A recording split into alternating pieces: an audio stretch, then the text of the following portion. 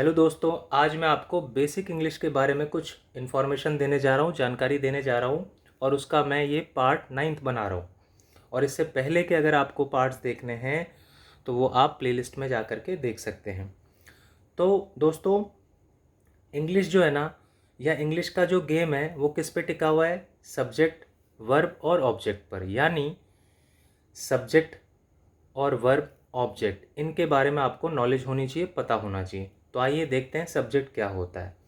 तो मैं आपको बता दूं आपकी जानकारी के लिए कि सब्जेक्ट वो होता है जो काम करता है, जो एक्शन करता है, जो कार्य करता है। मैं एग्जांपल देता हूं, जैसे राम न्यूज़पेपर पढ़ रहा है, तो कौन पढ़ रहा है? काम कौन कर रहा है? राम। तो राम सब्जेक्ट हुआ।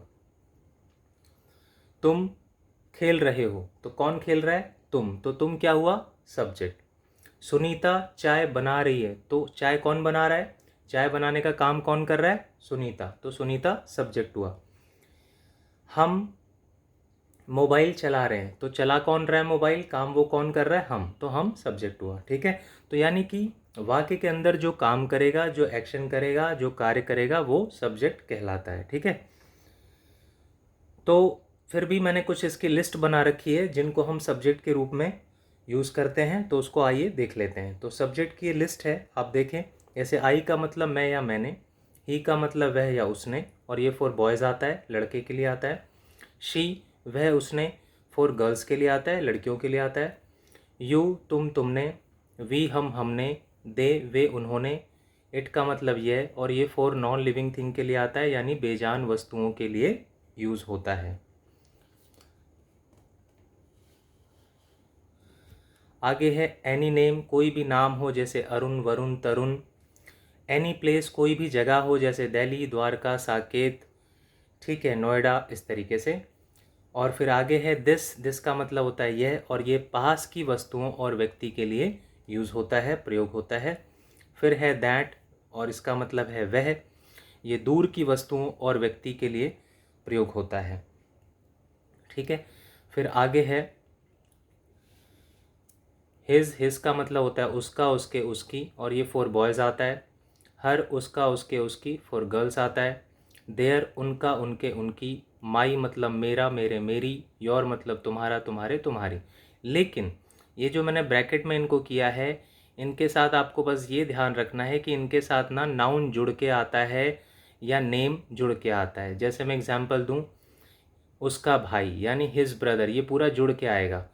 मेरा दोस्त यानी माई फ्रेंड, ठीक है। मेरा घर यानी माई हाउस, ठीक है। उनकी कार यानी देयर कार। तो ये आपको बस ध्यान रखना है कि ये जो मैंने ब्रैकेट में जो ये किए हैं, हिज से लेकर के योर तक, इसमें आपको ध्यान रखना है कि भाई नाउन या नेम भी इनके साथ आता है, जुड़ करके, सटा हुआ, चिपक करके। ठीक है। आगे है फिर दीज मतलब ये, दोज मतलब वो, देयर मतलब वहाँ, हेयर मतलब यहाँ। तो इन सभी को हम एज ए सब्जेक्ट यूज़ करते हैं, प्रयोग करते हैं। ठीक है। अब बात करते हैं वर्ब की कि भाई वर्ब क्या होता है। तो वर्ब को हम क्रिया बोलते हैं। क्रिया जिसमें कोई काम होता है, जिसमें कोई कार्य होता है, जिसमें कोई एक्शन होता है। जैसे खेलने का, दौड़ने का, उठने का, बैठने का, सोने का, नहाने का, लिखने का, आदि। ठीक है। अगर आपको ऐसे भी नहीं समझ में आ रहा, तो जिसके पीछे ना लगे वो सभी क्या होती हैं? वो वर्ब्स होती हैं, क्रिया होती हैं। ठीक है। अब बाकी सब्जेक्ट हमें पता ही लग गया, वर्ब हमें पता ही लग गया। बाकी जो बचेगा वाक्य के अंदर, वो सब क्या होता है? वो सब ऑब्जेक्ट होता है। तो थर्ड पे जैसा मैंने कहा ऑब्जेक्ट, वाक्य में बाकी बचने वाला सब ऑब्जेक्ट होता है। ठीक है। जितना भी बीच में सब्जेक्ट और वर्ब के बाद जो बचेगा, जितना भी धनिया पुदीना होगा, सब वो ऑब्जेक्ट होगा। ठीक है। अब आइए बात करते हैं सेंटेंस यानी वाक्य। वाक्य कितने प्रकार के होते हैं? तो भाई सेंटेंस जो है वो दो प्रकार के होते हैं। एक होता है स्टेट, और इसको हम स्टेट की जगह सिंपल सेंटेंस भी बोल सकते हैं। और दूसरा होता है एक्शन, और इस एक्शन को हम टेंस भी बोल सकते हैं। ठीक है। तो दोनों में फ़र्क क्या होता है? भाई स्टेट या सिंपल सेंटेंस क्या होते हैं और एक्शन क्या होता है, इन दोनों में पहले आइए फ़र्क जानते हैं। तो भाई जिस वाक्य में कोई काम या क्रिया ना हो, उसे हम बोलते हैं सिंपल सेंटेंस या स्टेट। या इन्हें हम सीधे वाक्य भी बोल सकते हैं। ठीक है, इसमें कोई काम नहीं होगा। जैसे मैं बोलूँ कि भाई राम बहुत गरीब है, तो राम बहुत गरीब है, इसमें कोई काम नहीं हो रहा कि वो खेल रहा है, वो भीख मांग रहा है, भीख मांगने का काम नहीं कर रहा वो। ठीक है, अब मैं बोलूँ कि राम मेरा मित्र है। अब राम मेरा मित्र है, लेकिन इसमें कोई काम नहीं हो रहा कि भाई मैं मित्र से चाय बनवा रहा हूँ, या मैं उसे दौड़ने के लिए कह रहा हूँ, या हम दौड़ रहे हैं, या वो पतंग उड़ा रहा है, मतलब कोई काम नहीं होगा। लेकिन जो एक्शन होगा, तो आपको नाम से ही पता लग रहा है एक्शन, यानी कि इसमें काम होगा। इस तरह के वाक्यों में काम होगा, जैसे मैं बताता हूँ आपको। और इसको एक्शन को हम टेंस भी कह सकते हैं, बोलते हैं। जैसे सुनीता चाय बना रही है, बच्चे खेल रहे हैं, तो खेलने का काम हुआ, वहाँ पे चाय बनाने का काम हुआ। ठीक है, मैं पत्र लिख रहा हूँ, लिखने का काम हुआ। मैं खाना खा रहा हूँ, खाना खाने का काम हुआ। मैं चाय पी रहा हूँ, पीने का काम हुआ। तो ऐसे वाक्य जिसमें काम होगा वो एक्शन कहलाएगा या फिर टेंस कहलाएगा। और ऐसे वाक्य जिसमें कोई काम नहीं होगा, कोई क्रिया नहीं होगी, कोई एक्शन नहीं होगा, वो सिंपल सेंटेंस कहलाएंगे। और क्योंकि उसमें कोई काम ही नहीं हो रहा, कोई क्रिया ही नहीं हो रही, तो इसलिए वो विदाउट वर्ब भी आएगा। विदाउट वर्ब आएगा, उसमें वर्ब का प्रयोग नहीं होगा। और क्योंकि एक्शन में काम होगा, क्रिया होगी, तो इसलिए वो विद वर्ब आएगा, उसके अंदर वर्ब का प्रयोग होगा। ठीक है, तो ये आपको जानना ज़रूरी था। तो आज हम टेंस नहीं सीखने जा रहे, आज हम सिंपल सेंटेंस या स्टेट, या जिसे बोल सकते हो कि सीधे वाक्य सीखने जा रहे हैं। तो देखिए, हम पहले ये समझ लेते हैं कि भाई हिंदी के रूल क्या होते हैं और इंग्लिश के क्या रूल होते हैं। तो जो हिंदी का नियम होता है, रूल होता है, मान लो मैंने लिख दिया वह वहाँ है, तो भाई इसमें आपको साफ साफ दिख रहा है कि वह जो है सब्जेक्ट है, और है क्या है, वर्ब है, और जो बाकी बचेगा वो क्या है, ऑब्जेक्ट। तो आप ध्यान दो, तो हिंदी का नियम क्या बन रहा है, सब्जेक्ट, फिर ऑब्जेक्ट, और फिर वर्ब। यानी पहले सब्जेक्ट, फिर वर्ब, और फिर ऑब्जेक्ट। हिंदी का नियम हुआ पहले सब्जेक्ट, फिर वर्ब, और फिर ऑब्जेक्ट। तो हिंदी का नियम किस पे टिका रहता है, सब्जेक्ट पहले आता है, फिर ऑब्जेक्ट आता है, और फिर वर्ब आता है। ठीक है, मैं दोबारा कह देता हूँ। मान लो मैंने ये लिख दिया वह वहाँ है, तो भाई वह क्या है, सब्जेक्ट, है क्या है, वर्ब, बाकी क्या है, बाकी के अंदर ऑब्जेक्ट। तो जो हिंदी का नियम हुआ वो हुआ सब्जेक्ट, फिर ऑब्जेक्ट, और फिर वर्ब। लेकिन हमें तो इंग्लिश सीखनी है, इंग्लिश से हमें मतलब है। तो मान लो मैं लिखता हूँ वह वहाँ है, तो भाई ये क्या हुआ, सब्जेक्ट, ये क्या हुआ, वर्ब, और ये क्या हुआ, ऑब्जेक्ट। तो जब हम इंग्लिश बनाएंगे तो भाई वह के लिए क्या लिखोगे आप, ही। फिर उसके बाद जब हमने सब्जेक्ट लिख दिया वह, तो अब आता है वर्ब इंग्लिश के अंदर, तो हम है के लिए क्या लिखेंगे, इज़। और फिर हम लिखेंगे ऑब्जेक्ट, यानी वहाँ के लिए देयर। तो आप ध्यान दो, तो रूल बदल गया। भाई पहले आ रहा है सब्जेक्ट, फिर यानी इज़ आ रहा है तो यानी वर्ब, और फिर वहाँ आ रहा है यानी ऑब्जेक्ट। तो रूल देखो आप बदल गया इंग्लिश का। यहाँ पे अगर आप ध्यान दें तो हिंदी का नियम है सब्जेक्ट, ऑब्जेक्ट, वर्ब। लेकिन इंग्लिश में क्या है, सब्जेक्ट, फिर वर्ब, और फिर ऑब्जेक्ट। तो जो इंग्लिश का रूल है वो इस पे टिका होता है, यानी पहले सब्जेक्ट आएगा, फिर वर्ब आएगा, फिर ऑब्जेक्ट आएगा। ठीक है, अब आगे देखते हैं। अब इसको हम थोड़ा टेबल से समझते हैं। ठीक है, तो देखो, स्टेट कह लो या सिंपल सेंटेंस कह लो, ये टाइप 1 है। इसके 3 टाइप होते हैं, तो आज मैं आपको टाइप 1 ही बता रहा हूँ। तो देखो, मान लो पहला है प्रेजेंट सिंपल। यदि सब्जेक्ट आई होगा तो आई के साथ हमेशा क्या आएगा, एम। और एम की हिंदी क्या होगी, हूँ। एम की हिंदी क्या होती है, हूँ। अगर मान लो subject he, she, it singular name है, एक वचन है, या सिंगुलर नंबर है, एक वचन है, तो इज आएगा, और इसकी हिंदी होती है। मान लो यू, यदि सब्जेक्ट यू, वी, दे और प्लूरल नेम्स होगा, बहुवचन होगा, तो उसके साथ क्या आएगा, हमेशा आर। और आर की हिंदी क्या होती है या हो। फिर आगे है पास्ट सिंपल। अगर मान लो subject I, he, she, it singular name है, तो उसके साथ हमेशा क्या आएगा, वॉज। और वॉज की हिंदी होती है था या थी।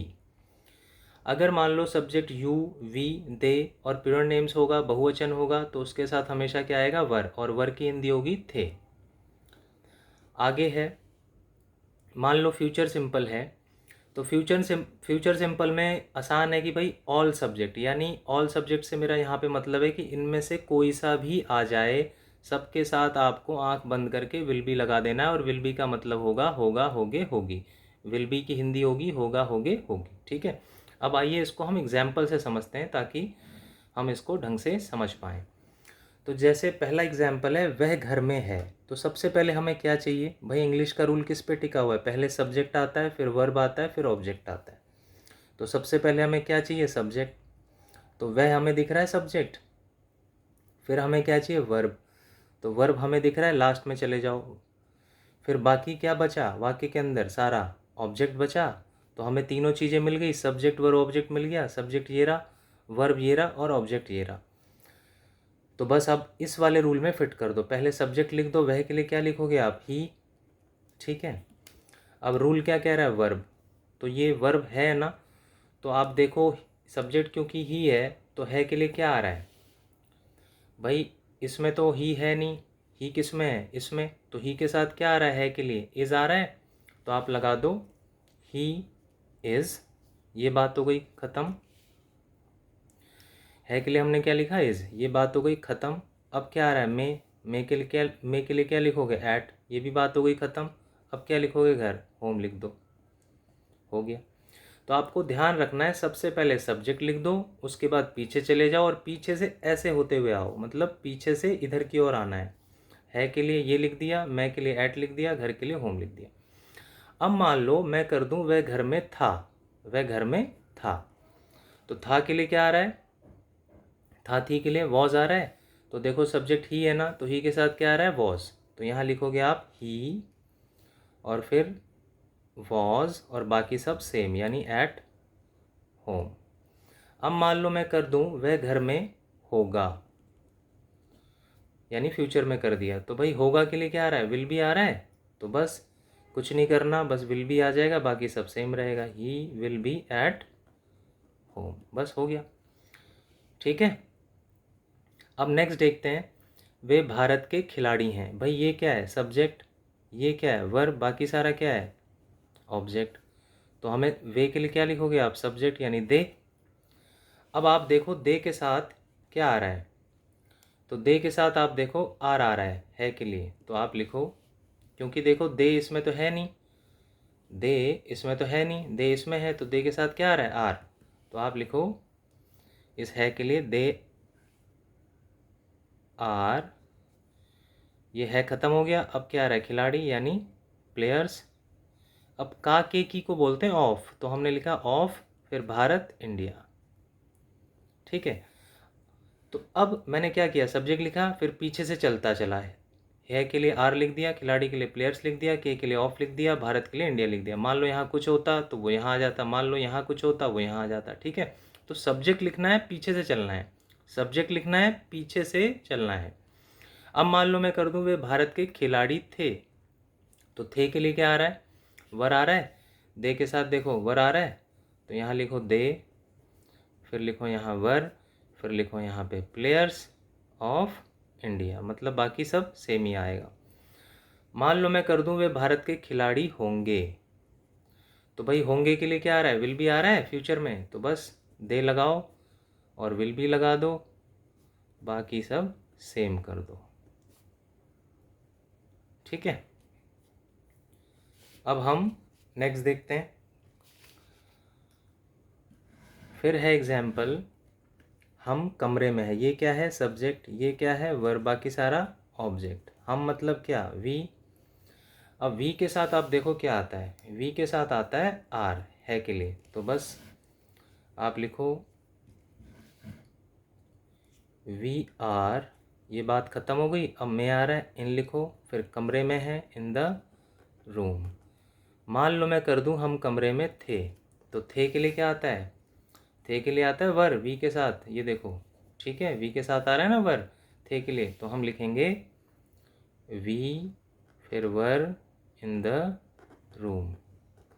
मान लो मैं कर दूं हम कमरे में होंगे, तो होंगे के लिए क्या आ रहा है, होंगे के लिए आ रहा है विल बी, तो बस वी लिखो फिर विल बी, बाकी सब सेम लिख दो, यानी इन द रूम लिख दो, हो गया। नेक्स्ट है मैं दिल्ली का एक निवासी हूँ, तो ये क्या है सब्जेक्ट, ये क्या है वर्ब, बाकी सारा ऑब्जेक्ट। मैं मतलब क्या आई, और आई के साथ आप देखो क्या आता है, आई के साथ आता है एम हूँ के लिए, तो आप लिखो आई हूँ के लिए क्या लिखोगे आई एम, भाई एक निवासी हूँ मतलब ए रेजिडेंट, का के लिए मैंने बताया ऑफ होता है, प्रपोजिशन है दिल्ली दिल्ली।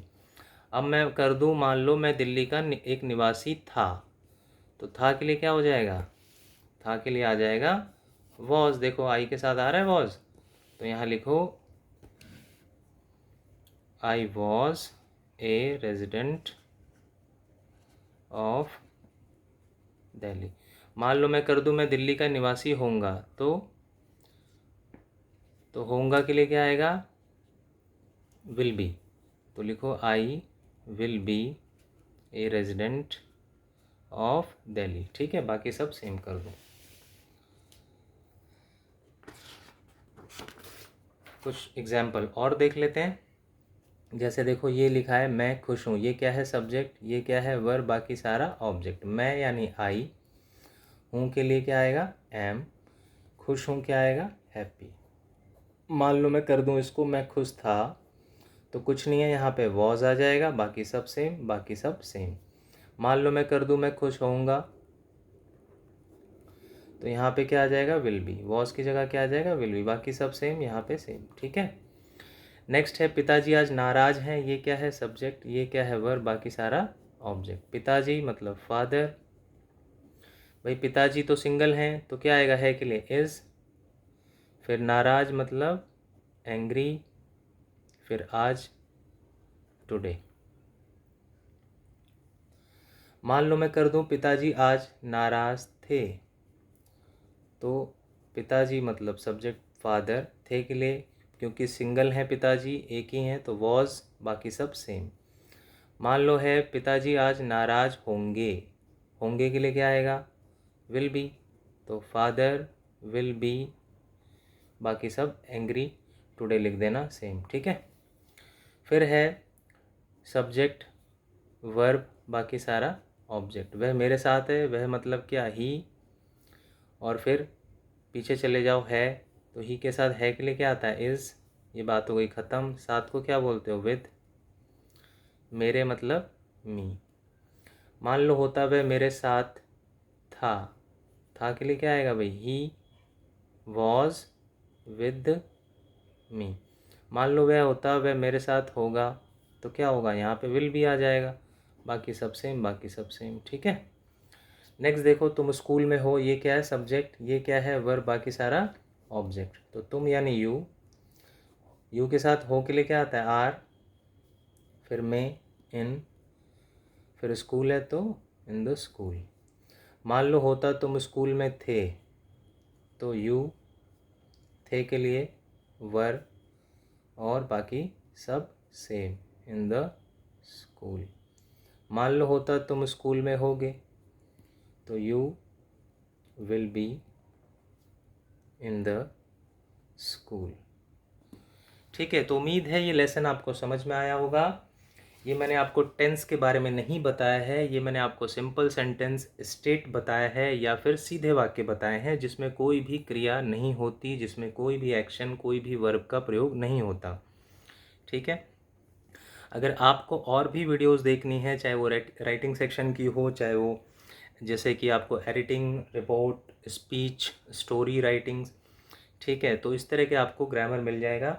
डिबेट है, आर्टिकल्स हैं, नोटिस हैं, ठीक है। तो ये सारे जो भी हैं जो आते हैं 9 से लेकर 12 तक, और अगर आप कॉलेज में हैं तो कॉलेज की भी कुछ वीडियोस हैं, ठीक है। आपको टेंस की प्रॉब्लम आ रही है तो टेंस की आप प्लेलिस्ट में वीडियोस देख सकते हैं, ठीक है फ्रेंड्स, बाय।